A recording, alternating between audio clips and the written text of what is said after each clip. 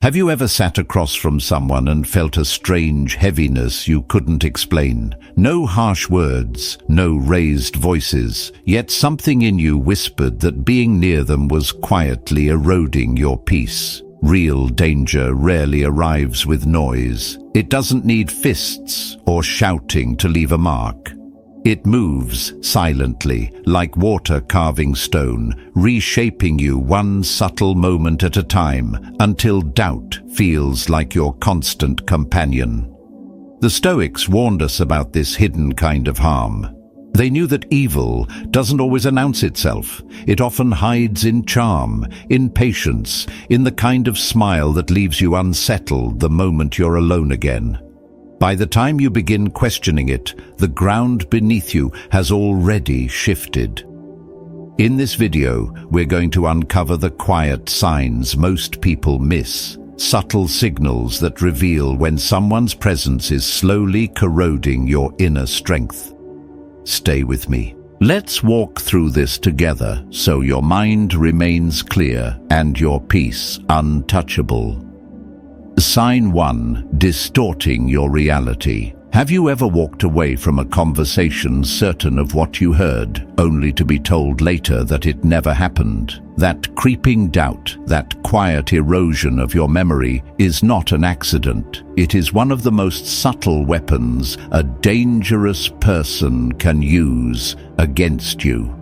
They don't attack with shouting or open insults. That would be too obvious. Instead, they begin with small distortions, gentle nudges that make you question your own mind. A promise you remember clearly is dismissed as your imagination. A conversation you recall in detail is reframed as your misunderstanding. At first, you might excuse it. After all, everyone remembers things differently sometimes. But over time, a pattern emerges, and you begin to feel the ground shift beneath your feet. The Stoics warned us that truth is the foundation of a steady life. Marcus Aurelius wrote, "If it's not true, don't say it. If it's not right, don't do it." The manipulator lives by the opposite code. They thrive in shadows, bending facts just enough to blur your vision, but not enough to give you proof. They know that if they can corrode your trust in your own perception, they don't need to control your actions directly. You'll hand them the keys willingly because you no longer trust yourself. I once knew a man who went into business with someone like this. In the beginning, it was harmless enough. Dates shifted, details altered, agreements suddenly remembered differently. The man brushed it off as simple miscommunication. But as the months passed, he realized he had stopped relying on his own judgment entirely. Before making any decision, he felt compelled to check with his partner, afraid that his own memory might betray him. Without noticing, he had been conditioned into dependence, and in that dependence, his partner found power. This is what modern thinkers call gaslighting, but the Stoics would have recognized it long before the word existed.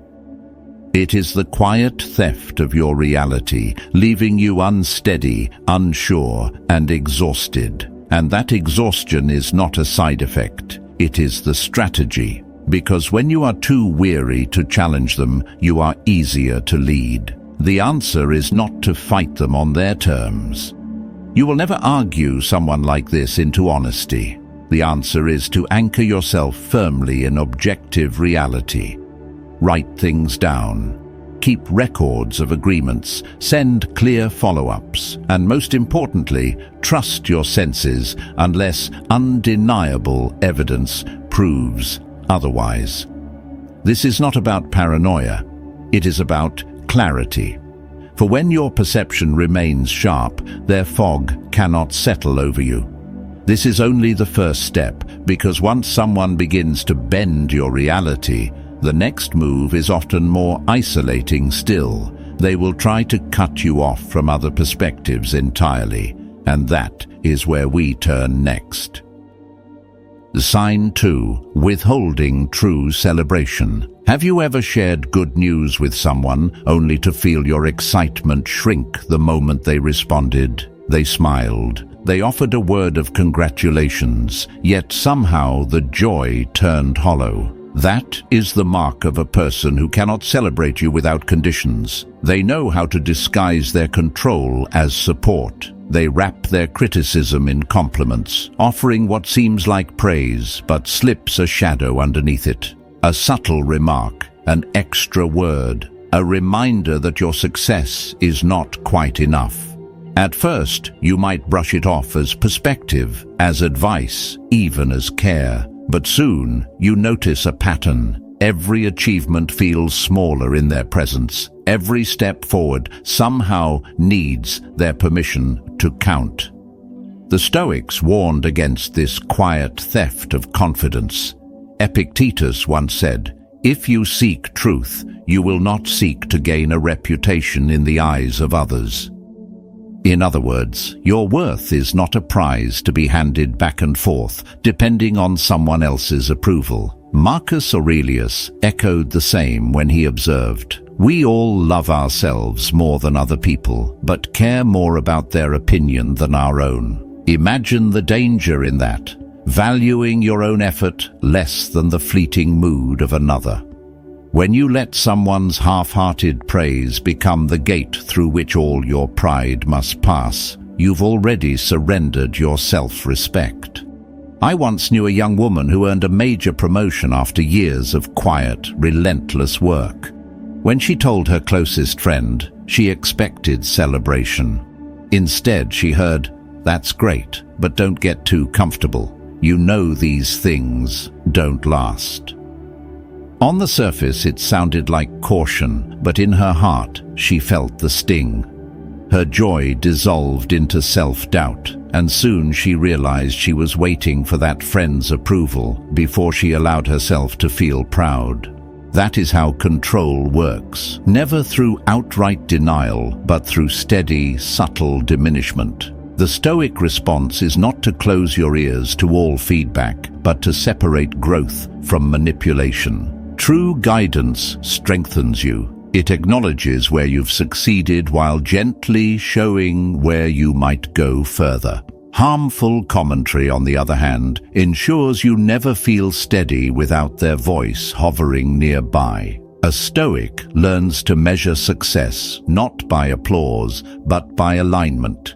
Effort rooted in principle, progress born of discipline, worth confirmed by action, not by opinion.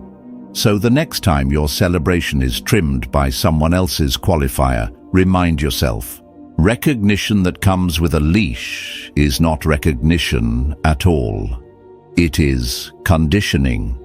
And the moment you see that clearly, you take back the keys to your confidence. But those who can't celebrate you will often try another tactic to hold you close. The calculated creation of guilt, which is where we turn next. Sign 3. Forever the victim. Have you ever noticed how some people carry misfortune like a badge, as if every wrong in the world has chosen them as its target? No matter what happens, no matter how clearly their own choices played a role, they manage to rewrite the story until they are the wounded party. If they lie, it was because someone else left them no choice. If they hurt someone, it was only because life backed them into a corner. To listen to them is to step into a theater where every scene is written to absolve them of responsibility and cast blame outward.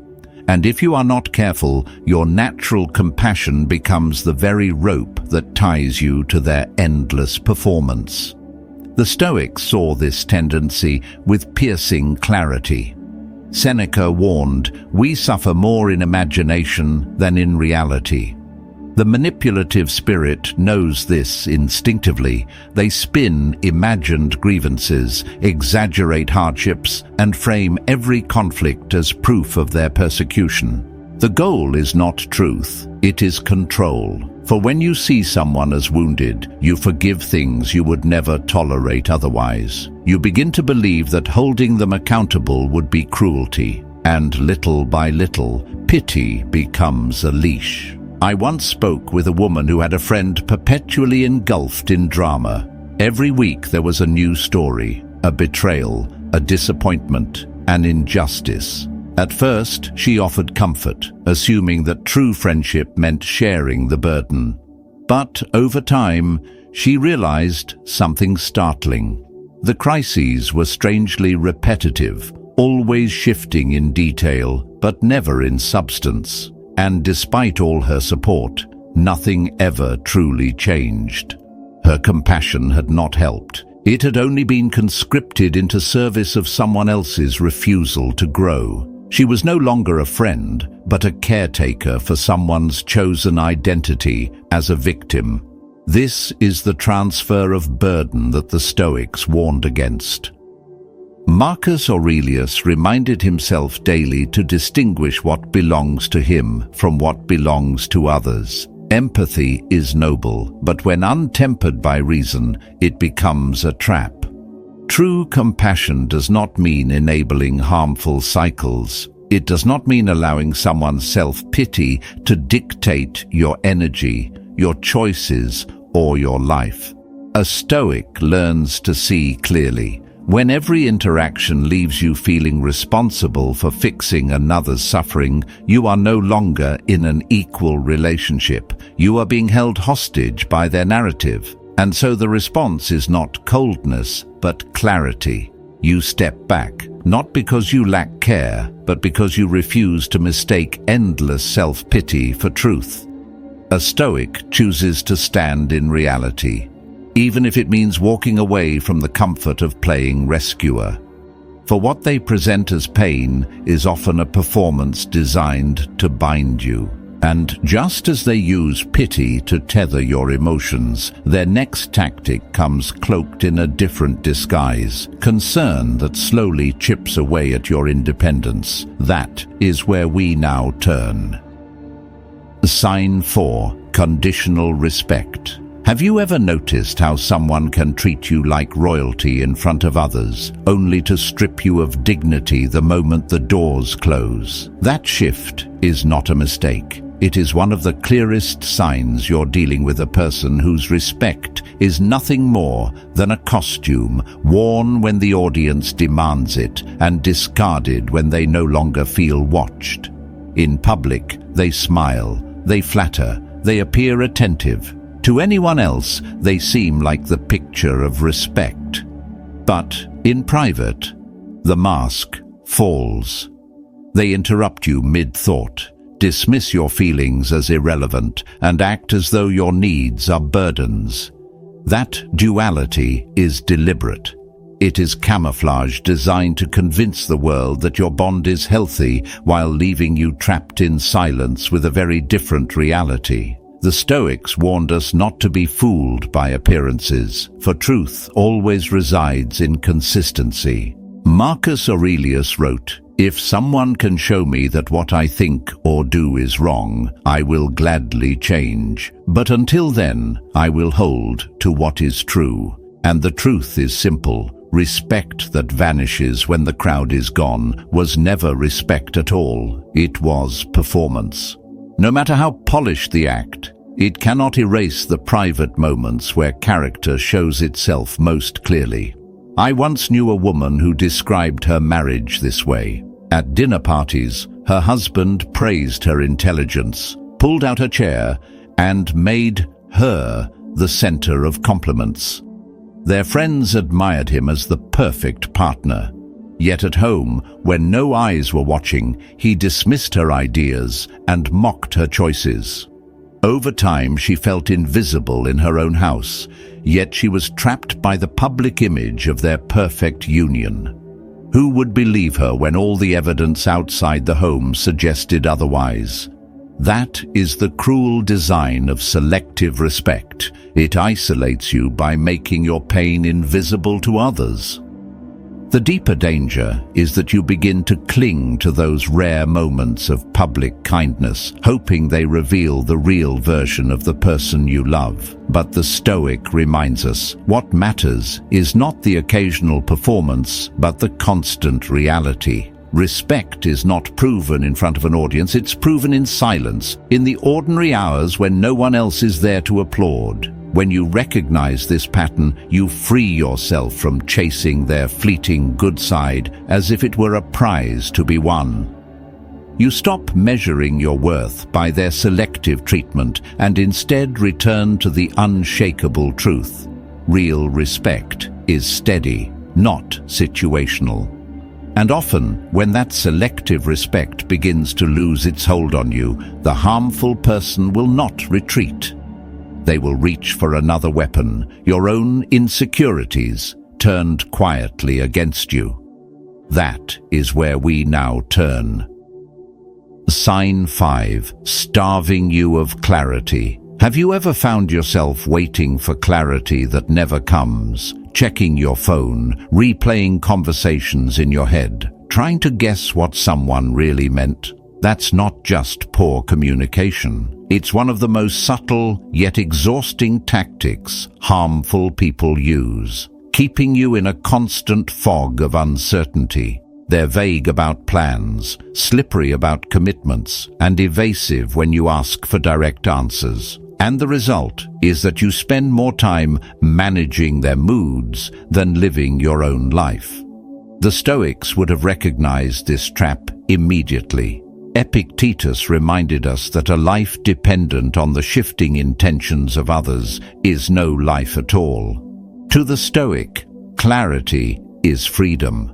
Without it, you are not grounded in reality. You're suspended in someone else's design. And harmful people know this. Confusion becomes their leash, and every so often they loosen it just enough to keep you tethered. A rare moment of affection, a sudden burst of reassurance, and then back into silence. Psychologists call it intermittent reinforcement, but to you, it feels like chasing after a flicker of light that never stays lit. I once knew a man who lived this cycle for years.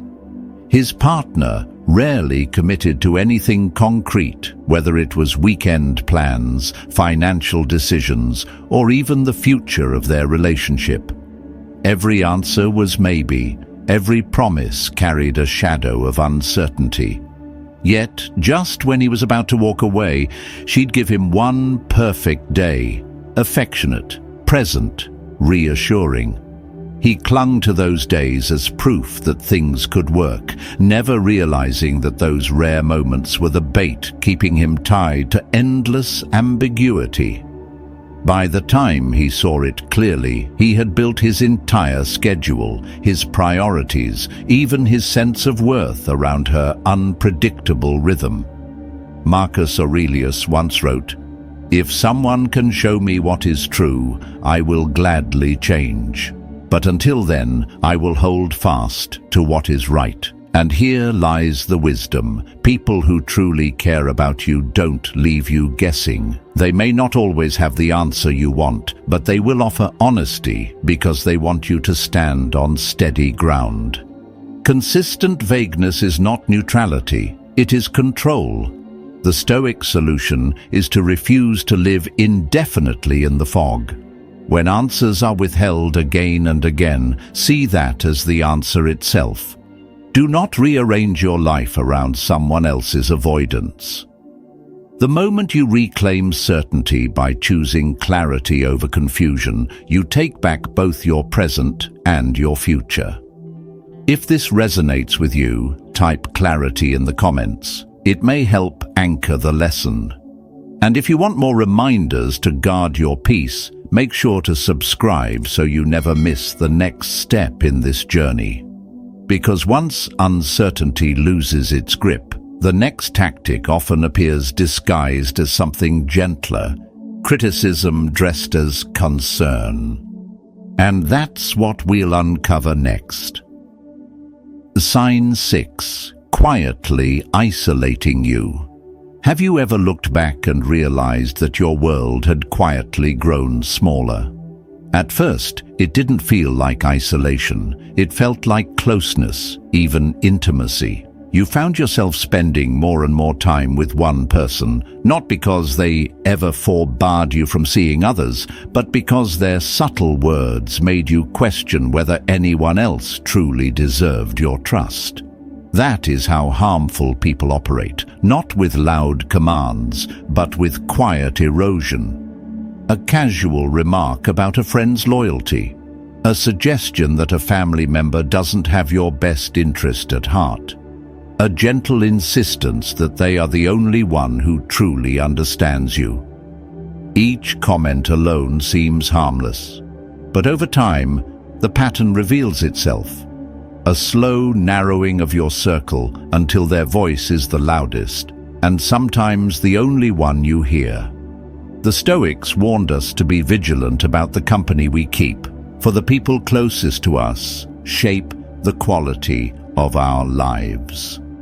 Epictetus advised, "The key is to keep company only with people who uplift you, whose presence calls forth your best. But a manipulator's presence doesn't call forth your best. It quietly eliminates the people who would protect it. They don't build you up by helping you grow in strength and confidence. They keep you contained where no other influence can challenge their hold." Marcus Aurelius put it simply, "The things you think about determine the quality of your mind." And when your thoughts are filtered almost exclusively through one person's judgments, your independence begins to dissolve. I once knew a man who fell deeply into this pattern without realizing it. His partner never demanded that he cut ties with his old friends. Instead, she sprinkled doubt into every conversation. "Are they really loyal to you?" she'd ask. Or, "I don't think they celebrate you the way I do." At first, he defended his friends, but over time he grew suspicious, even distant, until months later he realized he hadn't spoken to them in weeks. What once felt like voluntary closeness had hardened into quiet captivity. His partner's voice had become the sole interpreter of his reality. The danger of this tactic lies in its invisibility. You don't feel imprisoned, you feel cared for. You don't think of yourself as abandoned, you believe you've simply chosen who matters most. But look closely. Is your circle shrinking? Are your conversations narrowing? And is your world folding in on itself until only one person remains at the center? That is not love. That is not trust. That is the slow isolation of your spirit. A healthy bond never fears outside influence. It welcomes it. Real closeness strengthens you so that you can face the world more fully, not retreat from it. If someone's presence requires that your life becomes smaller, it is not closeness, it is control. And often, once this isolation has taken root, the next step is even more dangerous. A subtle erosion of your confidence itself, so gradual you may not notice until it is nearly gone. That is where we now turn.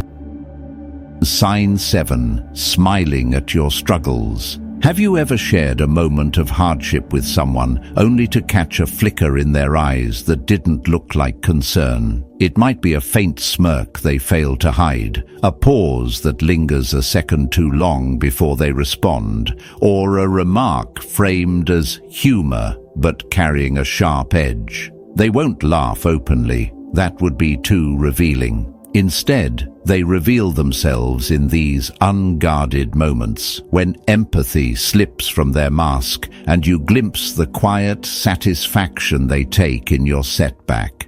The Stoics knew that adversity was never just about the external blow, it was about how we chose to interpret it. Marcus Aurelius reminded himself, if you are distressed by anything external, the pain is not due to the thing itself, but to your estimate of it.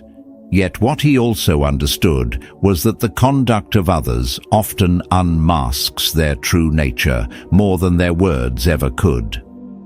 A harmful person, driven by envy or insecurity, may see your success as a threat. And so when misfortune touches you, they feel a fleeting sense of relief, as if your stumble proves that you are not beyond their reach. I recall a man who shared that he had just lost a major client in his business. To him, it was a genuine blow, a moment that required support and reassurance. But his friend leaned back, smiled faintly and said, "Well, maybe this will finally teach you not to be so confident." On the surface, it looked like advice, but beneath it lay something far darker, satisfaction disguised as concern. That single sentence revealed what no argument could have. This friend was not hoping for his growth, but quietly rejoicing in his fall. The wound of betrayal fades, but the recognition that someone enjoyed your suffering cuts deeper. And if you're not careful, it tempts you into anger or despair, exactly the reaction they are seeking. The Stoic answer is not to waste energy trying to extract goodness from a heart that has none to give. You cannot control whether someone harbors envy, but you can refuse to let their secret joy in your pain have any power over your spirit. By standing firmly in composure, you rob them of the only thing they desire, your reaction. Recognizing this pattern is not about becoming cynical toward everyone, but about seeing clearly when the shadows in someone's gaze betray their intentions. For those who smile at your struggle rarely stop there. Once emboldened, they often step further, undermining your goals not by open opposition, but by disguising sabotage as help. And that is the next sign we must examine. Sign 8. Keeping a hidden score. Have you ever accepted someone's kindness only to realize much later that the gift was never truly free? At first it feels generous, an offer of help, a favor extended, a resource given when you needed it most. But hidden beneath that gesture lies an invisible tally, a silent ledger where every act of supposed generosity is recorded as a debt. One day, often at the moment most advantageous to them, they present the bill. What you thought was kindness becomes a chain, and what you thought was a gift becomes leverage. The Stoics understood the nature of true giving. Epictetus taught that a gift ceases to be a gift the moment it is given for the sake of return. Real generosity ends the moment it leaves the hand of the giver. But when a person gives only to collect, they are not enriching your life, they are buying influence. What makes this tactic so corrosive is its subtlety. They rarely say outright that you owe them. Instead, the memory of their kindness hangs over you like a weight. You hesitate to refuse their requests, you soften your boundaries, and you bend your choices, not out of conviction, but out of unspoken obligation. I once heard of a young man whose mentor helped him secure his first job. It seemed like an act of selfless guidance until later every decision he made was questioned. Each time he tried to assert independence, the mentor reminded him, sometimes subtly, sometimes directly, "You wouldn't even be here without me." What began as gratitude turned into guilt. He no longer felt free to chart his own course because his life was being measured against an unpaid balance. That is how debt disguised as kindness erodes independence. It turns gratitude into submission. Marcus Aurelius reminded himself to receive without pride, let go without attachment. These words carry a quiet warning. Never let what you receive bind you in chains. If help comes with conditions, it is not help, it is bait. And the cost is not just your freedom to say no, the cost is your peace, for you begin to live not from your own principles, but under the shadow of what you owe. The Stoic path is not about rejecting every hand extended, but about discerning the spirit behind the gesture. Accept from those whose giving ends with the act itself, whose kindness does not transform into a tool for control. For anything else, you are not receiving love. You are inheriting chains. And once someone begins to keep score, the next move is often even more insidious, twisting your own emotions into instruments of control. That is the warning sign we turn to next. Sign 9. Living in the grey. Have you ever spoken with someone and realized that for them, right and wrong aren't fixed points, but shifting sands? Watch closely and you'll see it. Principles bent one day, discarded the next, always reshaped to suit their advantage. To such people, morality is not a compass, but a tool, something to be picked up when useful and dropped the moment it gets in the way. They live in a world where truth and integrity are negotiable, and where every rule can be rewritten if it benefits them. The Stoics warned about this corruption of the soul. Marcus Aurelius wrote, "If it is not right, do not do it. If it is not true, do not say it." These words are sharp in their simplicity. Truth and virtue are not flexible, not for sale, not subject to convenience. But the harmful person lives by the opposite code. If it serves their ambition, they will say it, even if it's false. If it secures their gain, they will do it, even if it's wrong. This is not adaptability, it is opportunism. And over time, if you stay close to someone like this, you will be tested, not with dramatic demands, but with small compromises, half-truths you're asked to ignore, shortcuts you're encouraged to take, values you're persuaded to bend just once. Piece by piece, your integrity erodes. I once knew a man who worked under a leader like this. At first, the compromises seemed harmless, adjusting numbers to make a report look better, stretching promises to close a deal. "Everyone does it," the leader would say with a smile. But each step drew him further into a grey zone, until one day he realized he was complicit in actions he would have once condemned. By tolerating what he knew was wrong, he was no longer standing on his own ground, but on shifting soil that belonged to someone else. That is the danger of the grey. It rarely demands betrayal outright. It seduces you with justifications until betrayal feels like normality. Epictetus taught that a person's strength is measured not by what they achieve, but by what they refuse to trade away, even under pressure. The one who thrives in the grey has already sold their principles cheaply, and if you remain near them, they will not hesitate to sell yours as well, drawing you into a marketplace where virtue has no value. To protect yourself, you must draw a line that cannot be blurred. Refuse to rationalize actions that contradict your values, no matter how small the compromise seems or how persuasive the argument sounds. Once you surrender your principles for comfort, you will soon find you no longer recognize yourself. And often, those who live comfortably in this moral twilight share one final trait: the ability to walk away from the wreckage they leave behind without the slightest flicker of remorse. That is the last sign we must now face.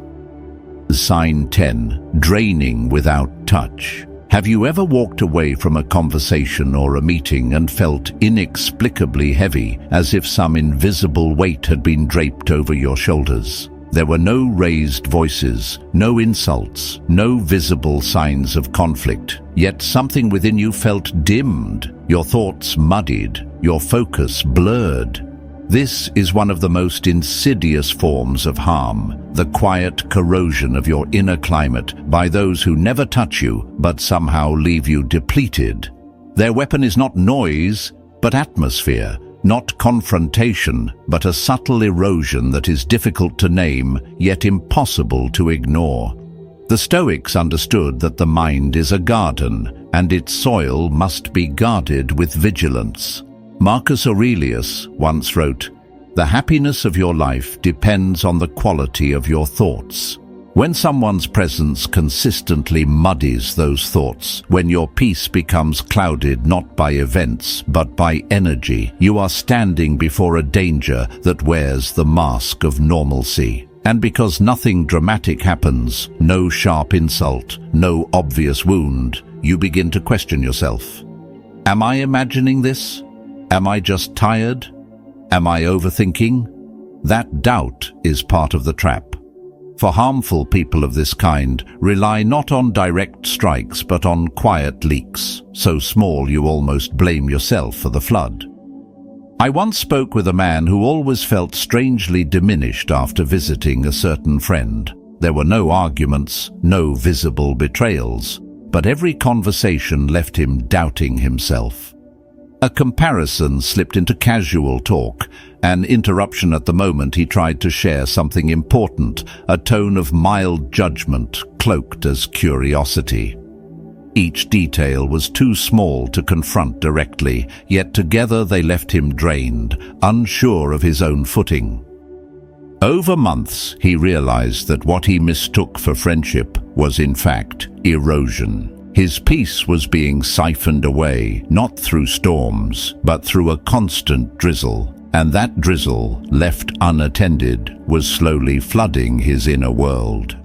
From a psychological view, this is emotional depletion, the draining of mental resources not through crisis, but through constant, low-level demand. Harmful people wield it without shouting, simply by injecting enough dissonance into the space that your mind works harder just to stay balanced.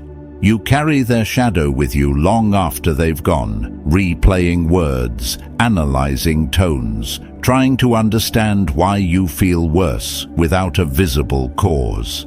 This is why it's so dangerous. Unlike a clear betrayal that demands response, this kind of erosion seduces you into tolerating it. Because nothing happened, you persuade yourself to endure it.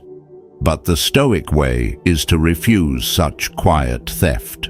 Seneca reminded us that life is not short, but much of it is wasted. To waste it in the company of those who corrode your spirit is one of the greatest losses you can suffer. Protect your inner climate with the same care you protect your home. You would not let someone slip mud across your floor day after day. Why then let someone muddy your mind, the very place where your freedom lives? Not every guest is worthy of entry. And if you notice that you consistently feel worse after someone leaves, that is proof enough. You don't need confrontation, explanation, or even their agreement to create distance. You only need to value your peace more than their presence. The truth is, the most dangerous harm is not always loud or visible. It is the steady conditioning that makes you believe discomfort is normal, that fog is natural, that heaviness is simply life.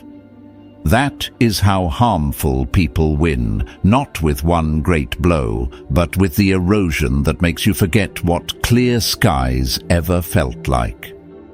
A Stoic refuses to accept this slow corrosion. A Stoic chooses to step back, to guard the mind as sacred ground, and to remember that peace is not a luxury, but a duty. So let this final sign be your reminder. Not every hand extended is safe. Not every smile is harmless. And not every presence deserves a place in your inner circle. Your spirit was not made to live in fog. You owe it to yourself to seek the light, to stand in clarity, and to protect the stillness within you as the most precious possession of all. And when you do, no quiet erosion, no subtle drain, no hidden harm will ever be enough to steal it from you. True danger is not in the wound itself, but in learning to accept erosion as normal. Guard your mind, choose distance, and protect your peace. Subscribe for more clarity and comment. Stay strong. The next lesson will lift you even higher.